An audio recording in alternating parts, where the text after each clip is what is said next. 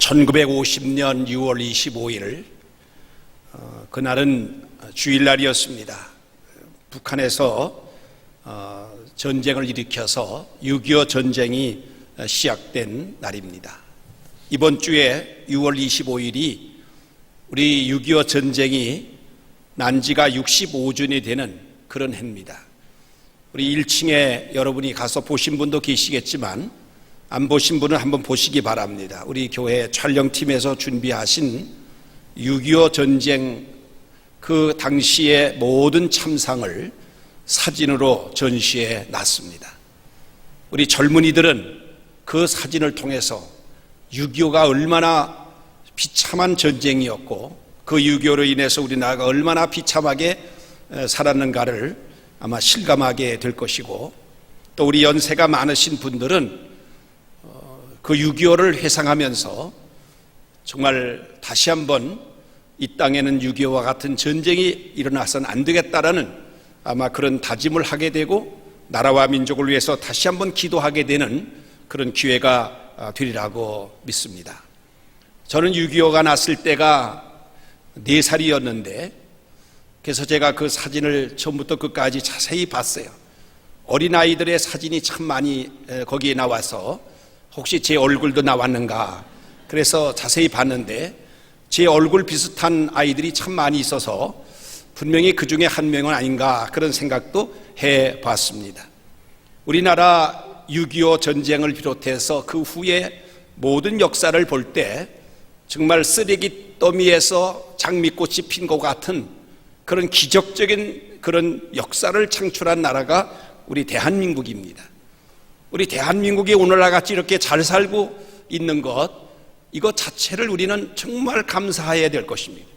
우리가 6.25를 한번 참상을 되돌아봐도 이런 나라가 어떻게 오늘날과 같은 나라로 이렇게 비약적인 발전을 할 수가 있을까? 정말 이거는 지구상에서 그 어느 나라도 경험하지 못한 그런 나라가 바로 우리 대한민국이라는 사실을 꼭 기억하셔서 여러분 늘 감사하며 사시기를 바랍니다.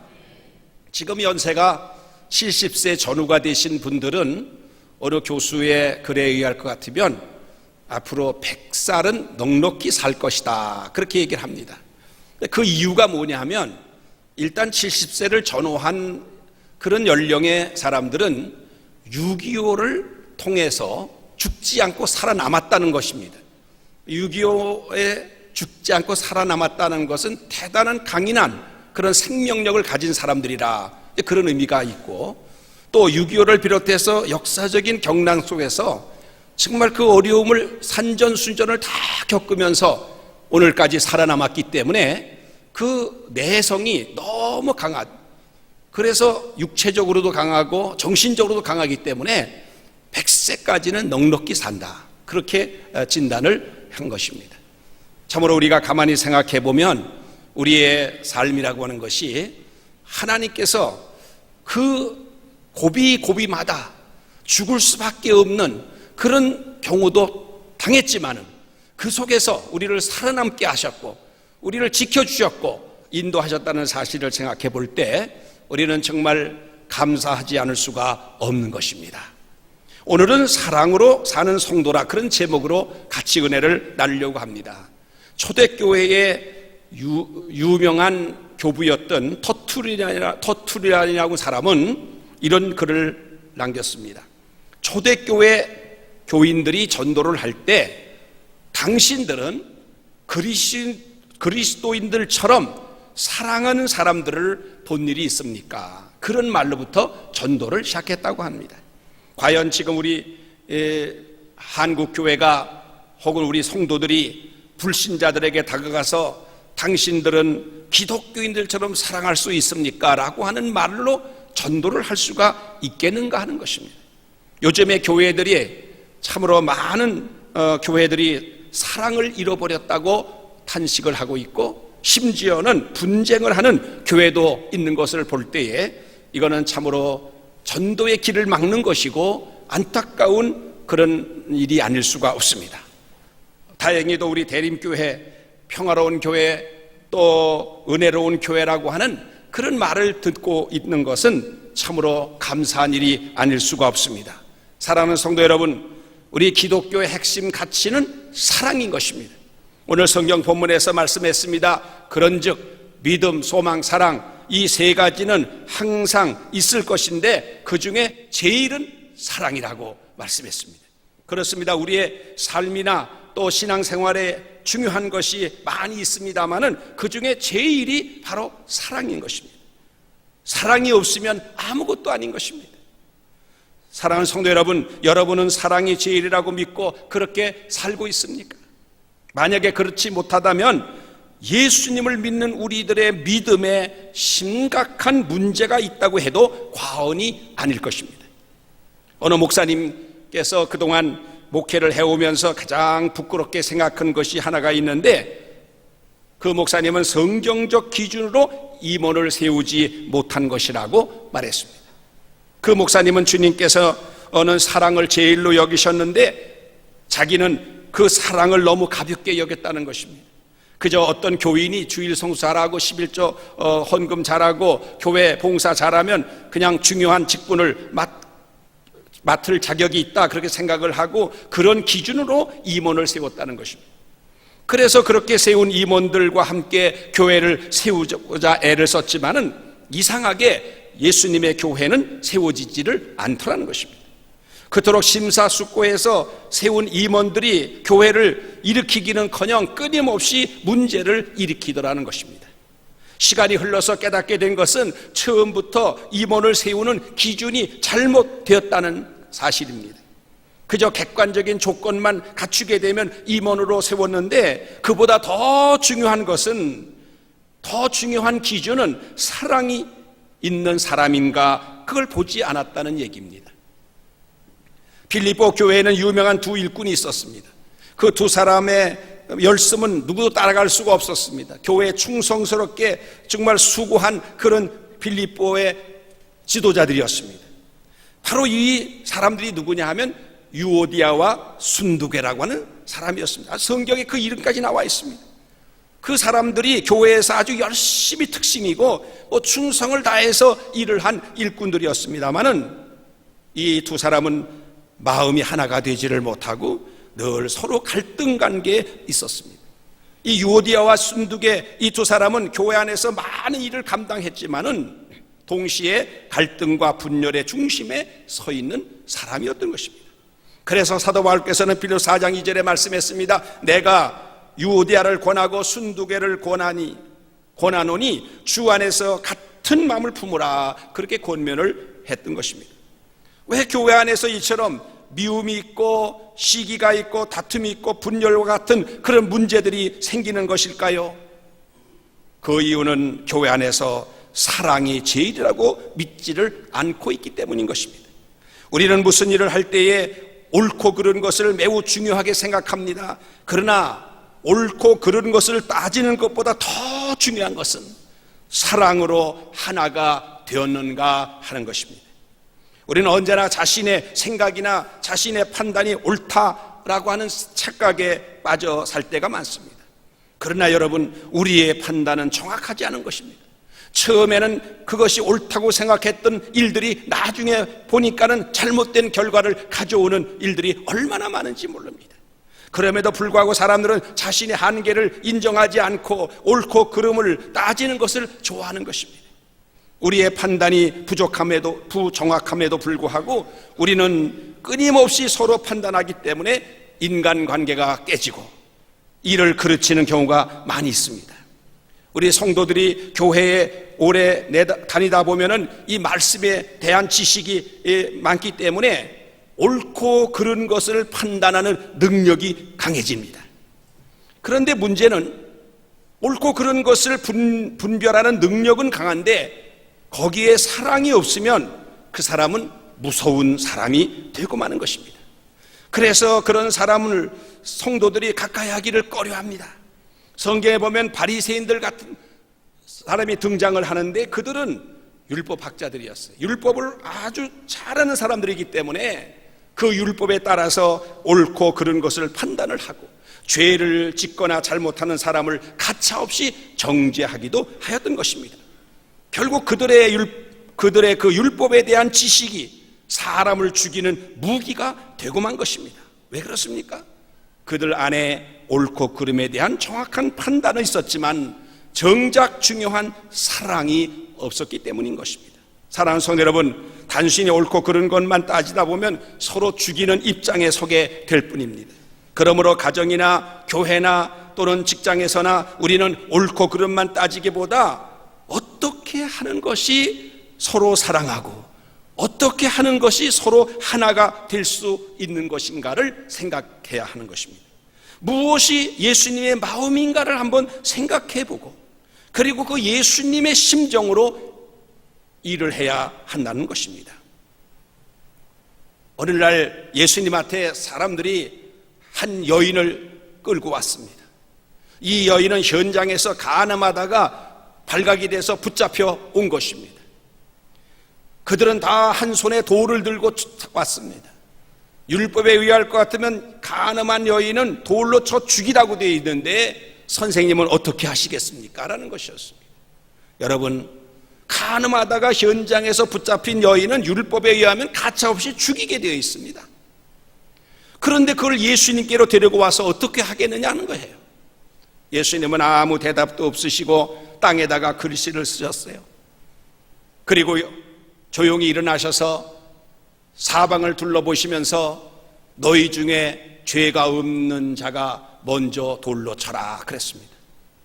그리고 다시 또 땅에다 글씨를 쓰셨어요. 그때 나이가 많은 사람들부터 차례대로 돌을 슬그머니 땅에다 내려놓고 가버렸어요. 그 여인과 예수님만 남았습니다. 예수님 말씀했습니다. 너를 정죄하던 자들이 다 어디 갔느냐? 예수님 말씀하시기를 나도 너희를 정죄하지 아니하니까 가서 다시는 죄를 짓지 말아라, 그렇게 말씀을 하셨어요.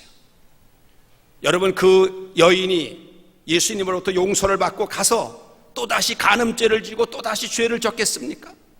아닙니다. 이 여인은 다시 가서 그런 죄를 짓지 않았을 뿐만 아니라 평생토록 정말 신실한 삶을 살았고, 전해오는 말에 의할 것 같으면 평생토록 예수님을 전하며 살았다고 하는 것입니다. 이것이 바로 사랑의 능력인 것입니다. 이것이 바로 사랑의 힘인 것입니다. 요한계시록 2장에 보면은 소아시아 7교회에 주님께서 편지를 보내는데 그 첫 번째 교회가 에베소 교회였습니다. 이 에베소 교회는 교회 안에 침투한 이단 때문에 어려움을 많이 겪었던 교회였습니다. 그렇지만 이 에베소 교회는 이 니골라당이라고 하는 이단을 몰아내기 위해서 정말 잘 싸웠던 교회였습니다. 이 말은 진리에 대한 올바른 지식을 갖고 있었다는 말인 것입니다. 그런 점에 대해서는 예수님이 칭찬하셨습니다. 내가 이단을 잘 쫓아낸 것은 잘한 일이다, 칭찬하셨어요. 그런데 문제가 뭐냐? 이 에베소 교회가 옳고 그른 것을 판단하다 보니까, 이단과 싸우면서 옳고 그른 것을 판단하다 보니까 사랑을 잃어버린 것입니다. 사랑으로 충만했던 그 에베소 교회가 이단과 싸우다 보니까 교회가 자기도 모르게 사랑이 식어지고 말았던 것입니다. 예수님께서는 그런 에베소 교회를 향해서 너희가 참 사랑을 잃어버렸다, 어디서 떨어졌는지 찾아보고 다시 사랑을 되찾으라고 말씀했어요. 만약에 너희들이 그 사랑을 회복하지 못하면 내가 촛대를 옮기겠다고 하는 경고의 말씀까지 하셨습니다. 이것이 얼마나 무서운 경고입니까? 아무리 이것저것 다 갖추어도요, 사랑을 잃어버리면 모든 것이 다 허사라는 얘기입니다. 그렇습니다. 우리가 진실로 예수님을 믿는다고 하면 사랑의 사람이 될 수밖에 없을 것입니다. 그럼에도 많은 사람들이 사랑하고 용서하는 것을 힘들어합니다. 왜 그럴까요? 왜 사랑하고 용서하는 것을 그렇게 어렵게 느끼는 것일까요? 그것은 내 자신의 힘으로 사랑하려고 하기 때문에 그렇습니다. 그렇습니다. 우리 힘으로는요, 주님이 원하시는 대로 사랑할 수, 용서할 수 있는 힘이 없습니다. 내 의지로 사랑하는 것 결코 쉽지가 않습니다. 그렇다면 우리가 어떻게 사랑하고 어떻게 용서할 수가 있겠습니까? 여러분, 내 힘으로는 할 수 없습니다마는 예수님의 능력으로 할 수가 있습니다. 나의 힘과 나의 능력으로 할 수 없습니다. 오직 하나님의 성령으로 할 수가 있습니다. 그렇습니다. 진정한 사랑은 내 안에 사랑으로 오신 예수님, 내 안에 왕으로 오신 예수님, 그 예수님이 나로 하여금 사랑할 수 있는 힘을 주시고 용서할 수 있는 힘을 주시는 것입니다. 그러므로 나는 죽고 예수로 사는 성도가 돼서 다른 사람을 용서하는 이 일을 우리가 할 수 있기를 간절히 바랍니다. 갈라서 2장 20절에 말씀했습니다. 내가 그리스도와 함께 십자가에 못 박혔나니 그런즉 이제는 내가 사는 것이 아니요 오직 내 안에 그리스도께서 사시는 것이라. 이제 내가 육체 가운데 사는 것은 나를 사랑하사 나를 위해서 자기 자신을 버리신 하나님의 아들을 믿는 믿음 안에서 사는 것이라고 말씀했어요. 이 고백이 우리 모두의 고백이 되기를 축원합니다. 그리스도와 함께 내가 죽어야 됩니다. 오직 내 안에 그리스도께서 사셔야 됩니다. 그래야 우리가 용서할 수가 있고 그래야 우리가 정말 사랑할 수가 있는 것입니다. 사랑하는 성도 여러분, 여러분은 다른 사람의 허물에 대해서 정죄하거나 판단하는 일은 없습니까? 아직도 아무도 도무지 용서하기가 어려운 사람이 있습니까? 만약에 용서하기 어려운 사람이 있다면 나는 죽었습니다. 그렇게 선포하고 용서하시고 사랑을 실천해 보시기를 바랍니다. 고리된 붐이라고 하는 분이 네덜란드 분이신데 이 가정에서 유태인을 숨겨줬다고 하는 그 일로 인해서 그만 체포가 됐습니다. 그리고 유태인과 똑같이 수용소에 갇히는 신세가 됐습니다. 그 수용소에서 그 고리된 붐 여사의 아버지와 언니는 죽고 자기만 구사일생으로 살아나게 됐습니다. 그런데 그 수용소에 한 간수가 있었는데 자기 언니와 자기를 붙잡아다가 발개 벗겨놓고 수치심을 느끼게 하고 그렇게 못살게 굴었던 간수가 있었습니다. 고리된 붐 여사는 마음속에 작심을 했습니다. 내가 살아남는다면 저 간수를 반드시 죽이고 말 것이다. 내가 결코 저런 인간을 용서할 수 없다. 그렇게 증오심에 불타 있었습니다. 수용소에서 살아남은 고리된 붐 여사는 복음 전도자가 됐습니다. 그래서 그가 독일에서 큰 공설운동장에서 대형 집회를 하고 있는데 그 설교가 용서에 대한 설교였습니다. 사랑에 대한 설교였습니다. 그리고 설교에 많은 청중들이 은혜를 받았습니다. 그래서 집회가 끝나고 이제 그 독일 성도들이 은혜 받았다고 와서 인사를 하고 어떤 사람은 와서 안수기도를 해달라고 하면서 줄을 쫙 서 있는데 저 20m 전방에 자기가 수용소에 있을 때 자기를 그렇게 못살게 굴었던 바로 그 간수가 서 있는 것이었습니다. 자기가 지금 많은 사람들 앞에 용서를 설교했고 사랑을 설교했는데 막상 자기의 원수가 저기에 서서 다가오고 있었던 것입니다. 고리된 붐 여사는 속으로 피가 거꾸로 흐르는 것 같다고 그랬어요. 저런 인간은 내가 만나면 죽여야 되겠다고 생각한 바로 저 인간이 은혜 받았다고 저 줄에 서서 지금 자기에게 다가오고 있는데 내가 어떻게 하면 좋습니까? 하나님 앞에 기도할 때 하나님께서 바로 저런 인간을 위해서 예수님이 십자가에 달려 돌아가시지 않았는가 하는 그런 마음이 오면서 성령이 강하게 임하셔서 그래서 그 고리된 붐 여사는 그 나치스 당원이었던 그 간수가 다가왔을 때 그를 포옹하면서 나는 당신을 용서합니다. 내가 하나님의 이름으로 내 마음으로는 도저히 용서할 수 없지만은 내 의지로는 도저히 용서할 수 없지만은 그러나 하나님의 은혜로 나는 당신을 용서합니다. 그렇게 선포를 했습니다. 그래서 거기에 있던 수많은 그런 청중들이 박수를 치면서 코리데문 여사는 그 이후부터 자유함을 얻고 다니면서 많은 사람들에게 용서를 설교하고 사랑을 설교했다고 하는 기록이 그의 피난처라고 하는 책에서 기록되어 있는 것을 봤습니다. 사랑하는 성도 여러분, 우리가 마지막 때에 교회의 참된 증거는 무엇입니까? 참 사랑이 있는 교회인가 하는 것입니다. 박해가 극심했던 초대 로마 초대교회 성도들은 카타콤이라고 하는 지하 동굴의 속에서 200년이라는 세월을 살았습니다. 기독교인들이 그런 지하 동굴에서 200년 동안을 견딜 수 있었던 것은 바로 그들의 참 사랑의 힘으로 견뎠던 것입니다. 공산당이 극심한 박해 속에서도 중국의 지하교회 가정들이 크게 부흥할 수 있었던 이유는 그리스도인들이 서로 뜨겁게 사랑했기 때문인 것입니다. 오늘 한국교회, 정말 우리 한국교회가 참 사랑을 다시 회복하고 성도와 성도 간에, 가족과 가족 간에 서로 사랑하게 된다고 하면 반드시 교회는 부흥될 것이고 가정은 행복한 가정으로 바뀌게 될 줄로 믿습니다. 지금 이 세상 사람들은 참 사랑을 목마르게 찾고 있습니다.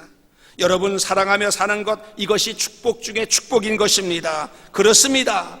염려와 근심과 걱정, 두려움 같은 모든 것들을 다 예수님께 맡기고 오직 사랑만 하며 살아가시기를 주의 이름으로 축원합니다. 한 율법사가 예수님을 찾아와서 시험을 하며 이렇게 묻습니다. 선생님, 율법 중에서 어느 계명이 가장 큰 계명입니까?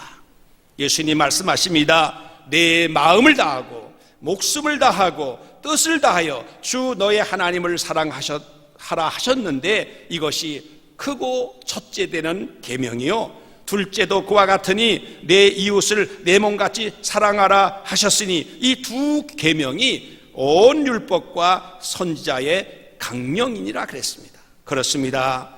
위로는 하나님을 사랑하시고 아래는 이웃을 사랑하시는 여러분 되시길 바랍니다. 이것이 가장 큰 계명인 것입니다. 여러분, 많은 사람들이 재산 잃어버릴까 봐 조심합니다. 명예 잃어버릴까 봐 신경 씁니다. 건강 잃어버릴까 봐 노심초사합니다. 그러나 정작 가장 중요하고 소중한 이 사랑을 잃어버릴까 봐 걱정하며 사는 사람들은 그렇게 많지가 않습니다. 모든 것을 잃어버려도요, 사랑만은 잃어버리면 안 됩니다. 요한일서 4장 7절에 말씀했습니다. 사랑하는 자들아, 우리가 서로 사랑하자. 이 말씀이 여러분 가슴에 깊이 새겨지기를 바랍니다. 예수 믿는 성도들이 붙잡고 놓지 말아야 될 것은 오직 한 가지, 바로 사랑인 것입니다. 하나님을 사랑하고 이웃을 사랑하며 사는 것, 이것이 가장 귀중한 것입니다. 사랑하며 사는 것이 행복 가운데 행복인 것입니다. 사람이 마지막 숨을 거두는 순간에 가장 많이 후회하는 것이 바로 내가 왜 가까이 했던 사람들을 사랑하지 못했을까라는 것입니다. 왜 내 가족들을 그렇게 사랑하지 못했을까? 내가 왜 교회에서 내 가족 같은 교인들을, 성도들을 사랑하지 못했을까? 그런 후회를 한다는 것입니다. 지난 주간에 우리 서울 남년에 저 초등학교 5년 후배 되는 목사님이 세상을 떠났습니다. 현직 감독이 안 계셔서 제가 입관식, 장례식을 다 집례를 했는데, 장례식을 할 때 이제 마지막 예배를 마치고 그리고 헌화를 했습니다. 간 위에다가 꽃을 다 이렇게 이제 놓는 그런 순서, 이제 출간하기 직전인데, 물론 가족들은 뭐 말할 것도 없고요.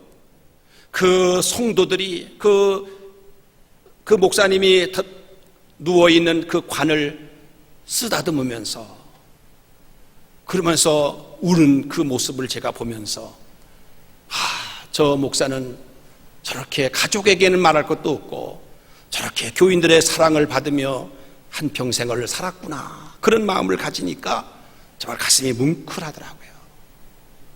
여러분, 우리가 정말 이 세상을 떠나서 관 속에 들어갔을 때 모든 사람들이, 정말 아는 사람들이 그 관을 쓰다듬어 가면서 정말 이렇게 가시면 안 되는데 그 헤어지기가 섭섭해서 그렇게 울면서 눈물을 흘리는 그런 모습으로 이 세상을 떠날 것인지, 그렇지 않으면 관 속에 들어가 누워있는 그 관을 쳐다보면서 왜 이 세상을 이제 떠나는가, 얼마나 많은 사람들을 괴롭혔고 힘들게 했는데 왜 이제 세상을 떠나는가. 만약에 그런 죽음을 맞이한다면 이것보다 불행한 죽음은 없을 것입니다. 여러분, 정말 살아있을 때 사랑하고, 사랑할 때 용서해주고, 사랑할 때 더 가까이 그렇게 살아가는 우리 성도들 되시기를 바랍니다. 이제 우리 아내된 여러분, 여러분의 남편을 사랑하시기 바랍니다.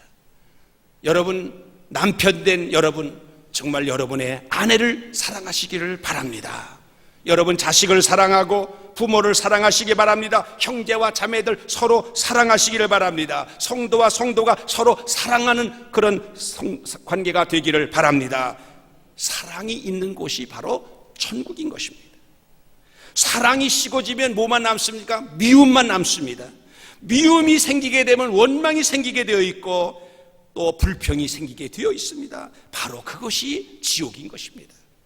아무쪼록 이 세상 살아가는 동안에 사랑하셔서 천국 생활하다가 모두 진짜 천국 다 들어가시기를 주의 이름으로 축원합니다. 축원합니다. 기도하겠습니다.